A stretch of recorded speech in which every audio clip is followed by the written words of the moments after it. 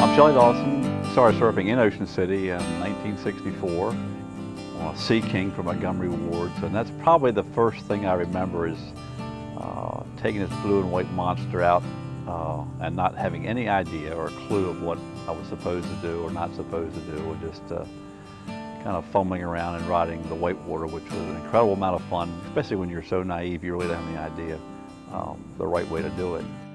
The next more or less landmark was when I think I became more of the surfer and started lifeguarding at Assateaque State Park in 1968.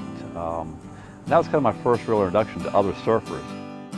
Once I got to Assateaque, I was with other surfers or lifeguards and went from the monstrous blue Sea King surfboard to my first Weber Performer, and that was where the down the line and the other trim, full trim and kickbacks and kickouts and all that came into being when I could see the 3 or 4 other surfers in the area. I think Steve Townsend, Larry Stauffer, I forgot the Hammond boy's name now. He was from Del Mar. Were the 3 other major surfers on the island. I was fortunate enough to be there at only 17 when the rest of the guard force was in their early 20s, being seniors, juniors and seniors in college, so I was just a kid.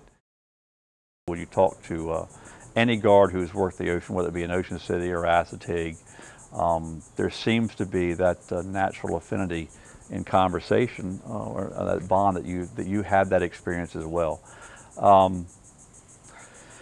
Great learning experience both as a kid, and then I think it was I was 21 and I had become floated to the top of just attrition where everybody else graduated from college. They left, I stayed at the beach, and I became one of the head guards, and all of a sudden, as I found out, I was the old man as the new crop came in of 17 and 18-year-old high school graduates, and I being the college man, so to speak. The Weber was the first board that I really was able to learn to be the consummate surfer. I think it was a little bit of everything, the magazine moves, the things you saw in the magazine you would try and emulate other surfers who were you thought were as good or better than you were. Then the shortboard era hit, and I went from the 9.6 to the 7.6, and then down to amazingly to a 5.10 for this last few years, early years of the 70s. All of which I had a great time on with, and I wish I had a couple of those back, but I still have the tiny little 5.10. It's hard to believe that I was ever capable of riding something quite so small in virtually anything on the East Coast beach break.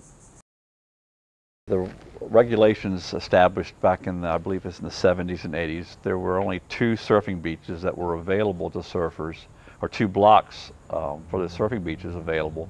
So most surfers that I knew and myself, we would be the dawn patrol guys out early and surf until 10 o'clock, at which time the lifeguards would come on, and only swimming was allowed on the beach. And so then at 5:30, when the lifeguards would go off duty, then the beach was open to our use again. And hopefully you'd have the right winds, hopefully you have the right tides and the rough swell. Unfortunately, I'm not sure why I did it, but I think Ocean City, in my mind, was becoming too crowded, having grown up there in the 50s with a 4-lane highway now and this type of thing, and decided to go to the coat and tie world, and got away from it, and got away from it for probably just over 10 years, and in that time transpired to having gotten into construction or whatever, and married and had a small son. Started thinking of what I had gotten from my father that I possibly could translate to my son, or what I had to offer this future generation that I'd helped create. And basically was my knowledge of the ocean. And in conversations with my wife, she noticed that every time I would get with an old buddy from the beach, some people I knew from college, I would just light up talking about my experiences in the ocean and surfing or being a lifeguard. And she kind of asked me, well, why aren't you still doing this if you enjoy it that much? And I didn't have a good answer. It's like, how stupid could you have been? And so in, I think it was 88, I found an old board and had a friend fix it, and started back in my journey of getting back in the ocean. Probably the most frustrating thing I've ever done was learning to surf again, and that your mind tends to know what you're supposed to be doing. Unfortunately, the rest of you has pretty much given up on you, at least in the coordination end of it. But persevered for 4 or 5 weeks and gotten back in. And then the rest is pretty much she created her own monster, being a surf widow for the last several decades. Since I've gotten back into surfing, I think that's part of my intensity. The fact that not having been there for a decade, I really realized what I had missed, and possibly many people who didn't quit might be taking some of it possibly for granted, even though they're having a good time. I realized that just how much I had enjoyed it and not done it, and now I'm back. But getting back in was difficult. Again, your body does not do what you think it would be. But it's nice to see not just people my age, but people of all ages, but people getting into it, whether it be a teenage girl or a woman, or I've met people in the last few years who their kids, early teens, whatever, had gotten into surfing, got really fired up, and to make it a family event, the parents, the father and mother, have gotten involved and have really gotten the full-blown stoke, as many of us already have.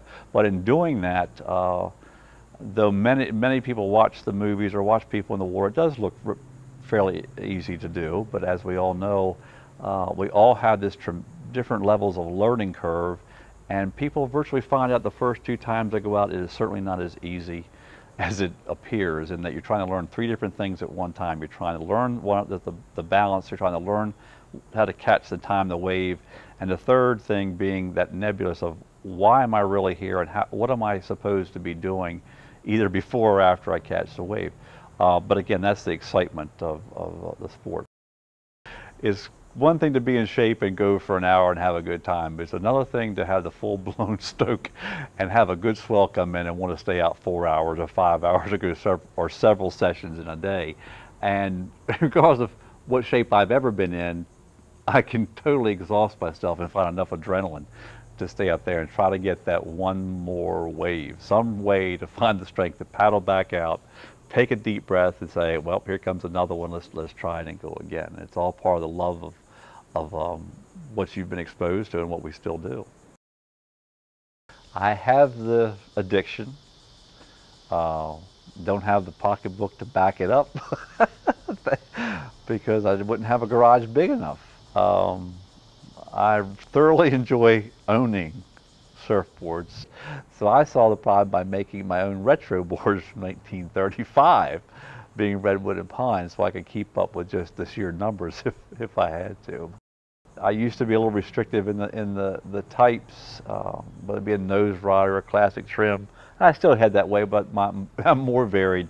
And again, back into the sheer length of performance board, whether it be the newest epoxies or the boards, and making surfboards too. When you can't find what you want on the shelf or don't think you can, the experience of shaping and glassing your own boards is pretty irreplaceable. And I'm pretty proud of some of the ones I've made, though I couldn't put them up at a shop to sell them, but I am pretty proud of them.